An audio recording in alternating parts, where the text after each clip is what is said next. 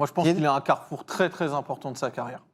Parce que, alors oui, l'été dernier était un croisement avec ce changement de club qui s'est fait dans des circonstances compliquées, avec une saison au Paris Saint-Germain qui s'est fait dans de mauvaises conditions.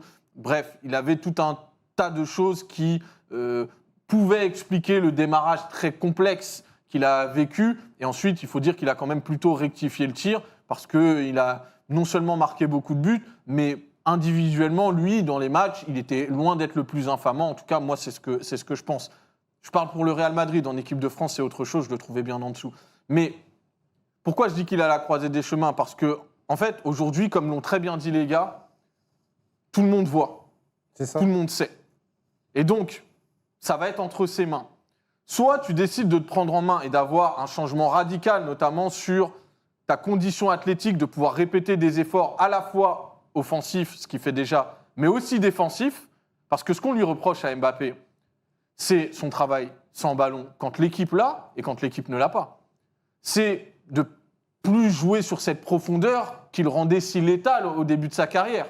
Donc, en fait, c'est tout le travail invisible qu'on lui demande de faire et qu'il ne fait plus ou qu'il ne fait plus assez.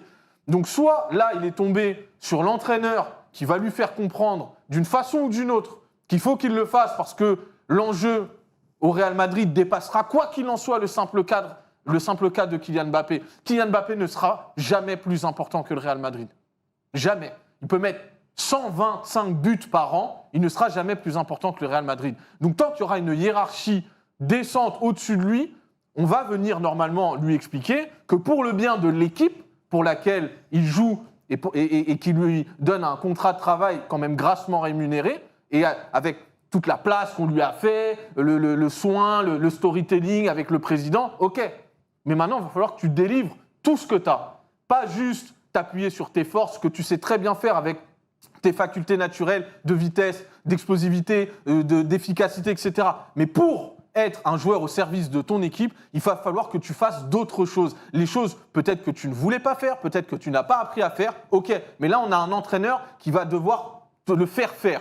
S'il ne le fait pas, moi je pense qu'au bout d'un moment, de toute façon, il y a une pression populaire qui sera autrement plus toxique que celle du Paris Saint-Germain. Et Dieu sait que déjà au Paris Saint-Germain, il l'a subi d'une façon ou d'une autre.